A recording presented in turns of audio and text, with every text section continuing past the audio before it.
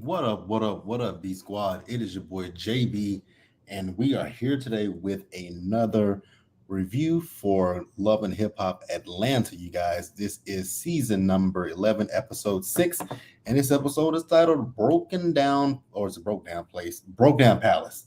That's the title of the episode. But yeah, you guys, what's up? How you guys feeling on this good, what is it, Tuesday night?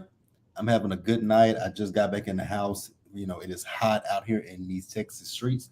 So I hope wherever you are staying safe, staying hydrated, and you know cool.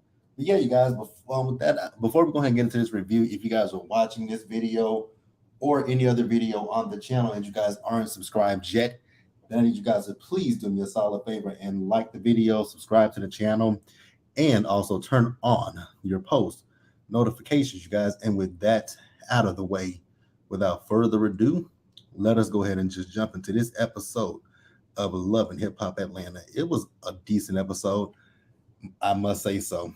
A lot of the drama happened towards the end of the episode, but yeah, let's go ahead and discuss it, you guys. But in the live chat and in the comment section below, I want you guys to tell me what you guys thought about this episode, and let's talk about it.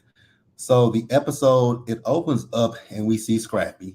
So you guys know that Scrappy and Bambi are going through their divorce currently. Well, currently they're divorced now. So at the time of this filming, they were going through their divorce, and Scrappy let us know that he had just left his attorney's office, and he's just in his feelings about the situation, right? And I'm like, okay, what did you expect? It's a divorce. I don't think any divorce in the history of divorces has been something that people have, come out of the situation, relishing, a little bit happy about. I don't think that that's ever happened. But like, okay, Scrappy, knock yourself out, do what you do, right? So he calls Mama D up on the phone, and Mama D is just giving Scrappy, I guess what you would say, some words of encouragement, right? So in the interview with the producers, Scrappy was talking about the fact that this situation with him and the Bam, he's saying that she's coming against him, and I'm just sitting here thinking to myself, like, what do you expect? This is a divorce. It's not like you guys are saying, oh, let's go our separate ways for 5 minutes and then come back towards to each other. That's not what this situation is.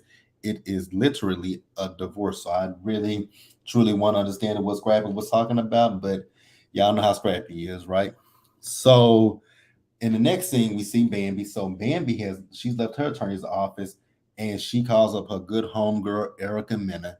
And for me, honestly, I really wish that, like I've said multiple times before in my reviews, when it comes down to like Erica, Bambi, and Sierra, I do wish that the three of them would not be so involved and intertwined in each other's relationships, because it just comes off as very negative and very bitter. And like I've said multiple times before, when it comes down to these ladies, it's at Erica and more specifically Erica and Bambi, like y'all knew the warning signs, y'all knew the red flags with both Safari and with Scrappy, but yet instead you two ladies chose to marry them. And I feel like it was a game of, let me try to fix this broken man. The other women that were before me, they couldn't do they couldn't do it the way that I'm going to do it. But you went into this and you got the same results that previous other women got. You guys went into this dining experience and you guys did not read the Yelp reviews. Shout out to Erica De Niro for that one. Like, you guys went into this situation and you didn't read the Yelp reviews, you didn't read the Carfax, you didn't get the whole facts, you didn't get none of that, and you just thought that you were going to have a different dining experience, a different, car experience. Like, you thought that your experience was going to be different from that of the women of their past, and unfortunately, you had the exact same situation. So I can't really too much feel anything for Erica or for Bambi, right? So Erica lets Bambi know that she had gotten into it with Scrappy when they were down here at South by Southwest, right? And she also told her about the fact that she and Scrappy had gotten into it, and that she brought up the fact that he had gotten Diamond pregnant, and I was like, hold on, what happened?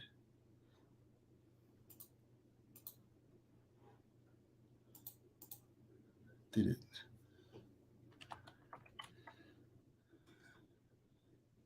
Am I still live?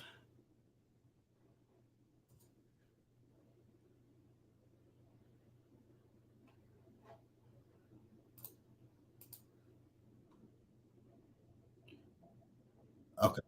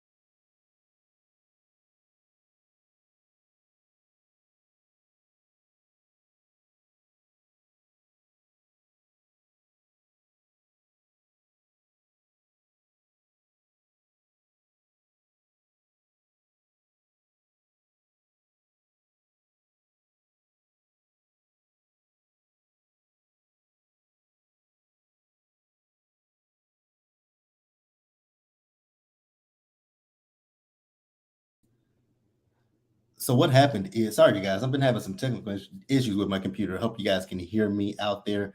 But back to the episode. So this is where, like I was saying, when it comes to Erica and Safari and Bambi and Scrappy, they all went into these situations with the men expecting different results. But you got what previous women had gotten from them as well, right? So Erica mentioned, like I said, Erica had mentioned that she got into it with Scrappy at South by Southwest, and she also had mentioned the fact that she blurted out about him allegedly getting Diamond pregnant. But at this point, we know that Diamond's not pregnant. Now, if she was pregnant, we don't know. And honest to God, I have to be honest with you, I don't care if she was pregnant, right? But Erica did say that, well, he told me that she wasn't pregnant. And here's my thing. If he told you that, then why did you feel the need to bring that up? Like, it didn't make a whole lot of sense to me. If this man told you down there in Austin that the girl wasn't pregnant, then why did you feel the need to bring it up to your home girl? That's just fanning the flames and adding more fuel to the fire. Like, that's something that Erica literally could have kept to herself instead of just going back and regurgitating something that she had already confirmed wasn't true, right? Like, it just really got on my nerves when I heard that. So then let's jump back to Scrappy real quick. So Scrappy, you guys remember, I forget which episode it was, but Scrappy was talking about that he was going to be moving in with Mama D. Well, he's not necessarily moving in with Mama D. What he's doing is he's just putting some stuff in Mama D's garage, and he's going to be staying at a hotel. Now, Mama D is like, I don't know why Scrappy don't want to come and stay at the palace. Maybe because you don't mind your business, Mama D. Is I mean, think about that. The fact that you don't mind your business when it comes to Scrappy's relationships or anything of the sorts, right? So Chaotic came over and Mama D fixed them some food. Mama D, like, here's my thing when it comes to Mama D. Mama D is sitting here talking about the fact that, Bambi, I guess she's trying to allude to the fact that Bambi couldn't cook. Well, if she can't cook that, I mean, your son was with her for how many years? So Scrappy ain't never complained. And Scrappy has been a little bit on the thick side for quite some time now. So Mama D, you can really miss me with that whole throwing shots at her that she couldn't cook. Because your son was not missing nobody's meals because your son was getting bigger and bigger and bigger. So let's not act like Scrappy has lost any weight or starved himself since he's been with Bambi. Somebody in that household was cooking. If it wasn't her, it was him. Somebody in that household was cooking and he was eating that food. I don't care if you might want to say it was bland, nasty, whatever. Scrappy wasn't missing nobody's meals, right? So then Chaotic wants to bring up what happened in South, in Austin at South by Southwest. And I was looking at Chaotic. I'm like, so Chaotic, you really just came here just to get some mess stirred up, right? Because Scrappy didn't bring it up to Mama D. So why are you feeling the need to bring it up to Mama D? And like I said, Chaotic came there just to get some stuff started, and it's fine, it's cool, right? But Mama D feels the type of way, and I'm like, Mama D, you do the most. Why don't you ever like my issue with Mama D is the fact that I feel like Mama D never really wants to 100% call Scrappy out when Scrappy is wrong. She always wants to facilitate and coddle Scrappy's feelings as if, like I called him last week, a grown ass man child. And that is Scrappy's problem, right? So then Mama D was talking about, well, tell Erica, she's a good actress. Now, I've never saw Erica acting on any of those Tubi movies, so I can't tell you guys if Erica's a good actress or not. But we'll pause at that point, and we're gonna go ahead and go over here to where Spice is, right? So I will say the situation with the scene with Spice. So Spice is getting ready to perform. You guys remember she is in the Cayman Islands, right? You guys remember now they didn't even pick up where we left off with them last week with her and Mita and Shekinah. We just see Spice getting ready to perform, and Mita is there. I was like, how in the hell do we get from where we've been previously with Spice and Mita to this episode, Spice and Mita backstage with each other and cool and loving on each other? I was like, this really does give a fake ass storyline. Like this gives me completely fake. But you guys can let me know what you think about that. What I will say is, though, when Spice got on that stage, she did a fantastic job.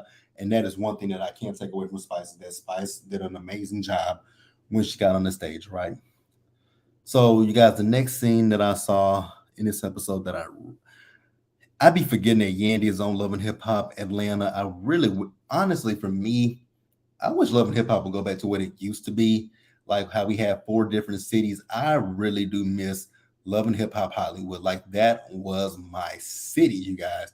I loved Hollywood. I really do wish that production would open back up, because I mean, at this point now the world is back open, so we can go back to filming in Hollywood. I mean, Real Housewives of Beverly Hills films in Hollywood.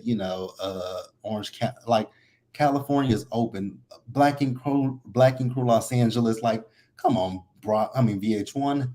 Mona, let's go back to Hollywood. I miss Hollywood. I want Hollywood back. Like, I legitimately want Love and Hip Hop Hollywood back on my television screen. I want people like I want Yandy and Erica to go back to New York, right? Let's bring Love and Hip Hop New York back. I wasn't really, with Love and Hip Hop New York, I wasn't really feeling the last few seasons of it, but I really do want to, I really would have, I really wish that they would have finished out season 10, because we never finished at the end of that season. And I just felt the way about that. But hey, it is what it is, right? But yeah, Yandy, we see her and Mendices. They are having some kind of event where they showcase people in their businesses. And that's one thing I'll say positive about Yandy. She was showcasing other people, but outside of that, I find Yandy to be insufferable, and I find Yandy to be fake, and I find Yandy to be quite annoying. So Yandy Smith is a no for me. What I will say though is Lil Mendices, he has really grown up. And I was like, oh my God, that is Lil Mendices. Nice to see him. But yeah, let's go ahead and move on, you guys. So next up we see Erica. So she stopped by the studio to see Amy, right? So Amy's in the booth and she's doing a song. And I will say that the song that Amy was doing, really good. That's one thing I hope that we get back to with Love and Hip Hop. I hope we can get to is, get more music from the cast who actually have talent, because there have been people on Love and Hip Hop where they've had real talent, but with Love and Hip Hop, it's treated as a joke. But there have been so many talented people on the show over the years. But yeah, the song that Amy did sounded really good, right? So Amy came out of the booth and she sat down with Erica. So what happened is she had sent Erica a track, right? And she wanted Erica to hop on the track with her. So Erica responded to the track, and basically she was saying that she had been working with Jog, she had been working with Chaotic, she had been working with all these other people. So she just said that she didn't have time to work with Amy. So Amy felt the way about that. And honestly, I can get where Amy's coming from with that response, because it's kind of like, oh, I'm working with these people right here, so I can't really bring myself down to work with you. That's how I think that's probably how Amy took it. So Amy did tell her, like, when you send me a response back, I thought it was really bullshit. And so that's what she told her. And Erica feels as if this is because of chaotic, right? So, Amy told um Erica that chaotic had kissed her, right? When they were in Austin. Now here's the thing with both Amy and Erica. Amy and Erica are both downplaying, the fact that they both, I guess, kind of like chaotic. They're both downplaying it in front of each other because, one asked the other one, "Oh, do you like chaotic?" And girl, nah, that's just my friend. We do this and we do that. Or nah, girl, I ain't really looking at chaotic. I ain't even looking at chaotic like that. But in actuality, it appears that both of you are looking at chaotic in that way, and y'all just won't be open and honest with one another. So that way, if you be like, "Oh, you like him, girl, you know what? Let me back off chaotic and let you have chaotic." But no, they're not doing that. I think it's a pride and an ego situation, right? So then the next thing we see with Erica, she's in the studio with Jock, right? And we find out that Jock is going to mentor her, and they're also doing a record together. Now, did you guys see recently? Recently Erica Banks had came out and said that Carl Crawford owed her some money, right? But Carl came back out and said no, it's the other way around, that she owes him money. I still, for the life of me, don't understand why she got involved with the likes of Carl Crawford after seeing how he did Megan the Stallion. Like I still don't understand why she got involved in that, and I still also don't understand why she you know, took to social media to attack Megan when she didn't even know Megan. Like I still feel a way about that. But yeah, the song that they did together, like I said, it actually really sounded good. So what is going on with them is they're getting ready to perform at some kind of event, and I forgot what the name of it was. But Jock wants to take her under his wings, and he wants to mentor her. And then they showed this clip of her where she was doing this interview with Megan James from Bad Girls Club and Basketball Wives LA, and now currently Basketball Wives Orlando. So I know somebody had mentioned this to me recently about this interview where she was talking about, how you got to look to be in her VIP section. I don't know what she said, and it's on Megan's interview, so I really don't listen to Megan like that. But hey, if you guys know what she said, please let me know in the live chat and in the comments what she said, and we'll discuss it there, right? So Amy then told Jock about the situation with Amy, right? And Jock felt the same way that I felt. You have the right to say no, that you don't want to do a record with somebody, but it's also the way in which you respond to people. And honestly, with Erica, it appears that Erica came off very rude and and very, just very rude like, right?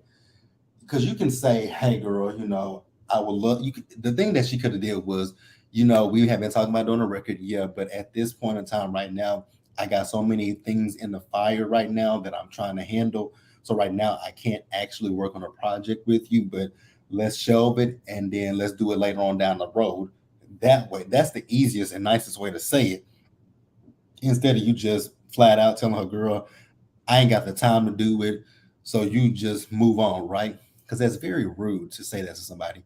You just, like I said, you just nicely tell them, like, "Hey, I would love to do it with you, but at this current time, I don't have enough time that I can dedicate to my music and my career, and also just give you this feature. But I would absolutely love to do the feature with you at some point in the near future."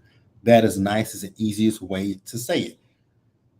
But looking at Erica, and this is no shade and no disrespect to her, but looking at Erica, she doesn't look like the nicest person. She gives me very much mean girl vibes, like that. When I look at Erica Banks, that's what I get from her, is a mean girl. She's not the nicest person to talk to or deal with.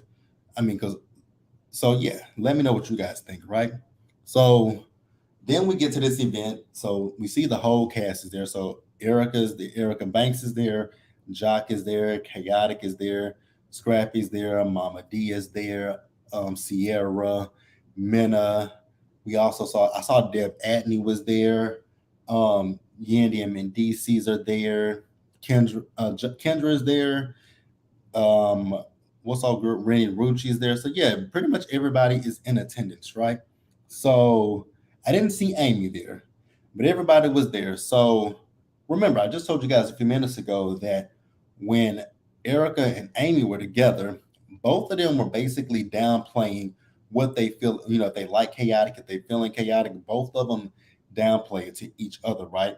But in this particular moment, chaotic is sitting with Erica, Jock, and Kendra, right?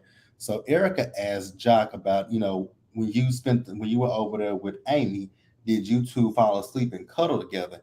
And they were like, he was like, oh, we just friends and stuff. And they were like, but friends don't do that. So then she kept asking him. And so chaotic in his interview, he's talking about the fact that he's a single man and if they both like him, excuse me, y'all, that they both need to say that, which I agree with him on that one, right? But where chaotic loses me at is if you're such a single man, why can't you say that to both of them? Like, hey, I'm single. I like Amy and I like you. And I want to get to know both of y'all. If you like me, let me know. Like, I don't know why chaotic can't say that as well as they can say, yeah, I'm feeling you. And if I'm feeling you, you need to figure out who you want to feel the most. Like, do you want to talk to me or do you want to talk to her? So it's equal blame between Amy, Erica, and Chaotic. But I think Chaotic is playing a little game. I didn't get that. I'm not talking to you. I want to talk to you. So I think with Chaotic, he's playing a little bit of a game, juggling the two women, right? Is there anything wrong with that? Not necessarily, because he's single. But going back to what I previously just said, the issue really plays in is the fact that he says he's single, but he's not telling each one of them that, hey, I got an interest in you and I have an interest in you. So that way they know up front what it is and they don't have different expectations from you. But it is what it is, right? So we see Yandy. So Yandy went to go speak to Mama D and to Scrappy, right? And Yandy's talking about, she didn't really believe that Scrappy and Bambi were going through a divorce. Mama D just like to talk sometimes, and she does, right? But Bambi, I mean not Bambi, but Yandy, you saw what we saw on television and in the blog. So why didn't you believe that this shit was real? But okay, Yandy, set yourself off, right? So then Yandy asked Scrappy, did he try to even save his marriage? I was like, if you got to ask yourself that question, you automatically should know the answer to that question is an absolute flat out hell to the no. Because I just really don't think Scrappy. I know people said that Scrappy had put some receipts out. If you guys actually have the receipts that he put out, send them to me in the DMs, guys. DM me on Instagram. Jbsayzwhat, because I would love to see what Scrappy has because I haven't saw it. So then we see Erica Mena. So Erica Mena decided that she, actually Scrappy spoke to her, right? Here's my issue when it comes to Erica Mena. Erica has these unresolved issues when it comes to her relationship with Safari. So whenever she sees Scrappy, she looks at Scrappy as if he's Safari. So the things that she says to Scrappy are the exact same things that she wants to say to Safari, but she doesn't say it and she can't say it without, Erica is such a hothead, so she doesn't know how to vocalize that stuff. So at one point, Erica is talking about the things that Bambi has told her. And this is why I said earlier that I wish that Bambi, Erica, and Sierra would stop telling each other their personal life, what's going on in their relationships, because they internalize that and they take it on as if it's got something to do with them personally, right? Now, if Scrappy is a piece of shit to his children, that is something that he has to deal with between him and his kids, right? That is something that he has to look at himself in the mirror and be like, I ain't doing this for my kids and I ain't doing that for my kids. That is something that only Scrappy can deal with. You can say, hey, I feel this way that you're doing my friend like this, but keep that between you and your friend. Whatever you feel needs to stay between you and Bambi, not between you, Bambi, and Scrappy. That has absolutely nothing to do with you, Erica. Listen to me and listen to me good. That ain't your business. Go mind your mind. Go over there and all this shit that you feel like you need to say to him, please go take it to your ex-husband, Safari, right? Because she was mad about the fact that I guess Bambi told her that Scrappy doesn't want to pay child support. Scrappy got pissed off with her and said, leave that with your homegirl. Don't bring up my kids to me. And I actually 100% agree with Scrappy. Didn't think I would, but I agree with Scrappy. Don't bring up that man's kids. Like, yes, your friend is telling you something that needs to be between you and Bambi. Don't go digging it. Like, that's what's getting on my nerves with those three. They literally tell each other they're a personal business, and they internalize that, and they just ugh, they get on my nerves. So Scrappy and Erica have gotten into it with each other. He mentioned something about her son. Now I don't know what he was talking about with her son, and I honestly, God, don't want to know. I don't want to know anything about Erica's son because he is an innocent person. He ain't done nothing to anybody. So I'm not gonna say tell me what he knew about her kid because I don't want to know about it. I don't care about it, right? So Mama D had to chime in. Then Sierra chimed in. I said, here go one of the three blind mice. Like y'all just oh, they just get on my nerves. Erica, Sierra, and Bambi. All three of those girls work my last nerves. And then for Sierra to tell Scrappy that he needs to go get needs to seek help. No, you do too. You are just as hurt and as bitter as Bambi is. So all three of y'all need to go seek some help, right? Mama D. Mama D, Mama D, Mama D, Mama D. I love you, right? But you plumb fucking nasty when you sat there and said that Bambi practices witchcraft and that she probably goes number one in his cup and then put, her how can I say this in a PG way? She says she probably puts her one, the ladies, y'all have y'all monthly visitor, right? The stuff that comes out of you, she's saying that she probably put that in his drink too. I was like, Mama D, that is so fucking vile and nasty. But yeah, you guys, that was the episode. Like I said, it was a good episode. Mostly everything that happened in this episode happened at the end of it. But let me know what you guys thought about it down in the comment section below, you guys. Please subscribe to the channel and turn on your post notifications, you guys. Share the video. And until the next time, please stay safe out there, you guys. Take care of yourselves. Wash your hands. Be blessed. And I'll see you guys in the next one. Bye, guys.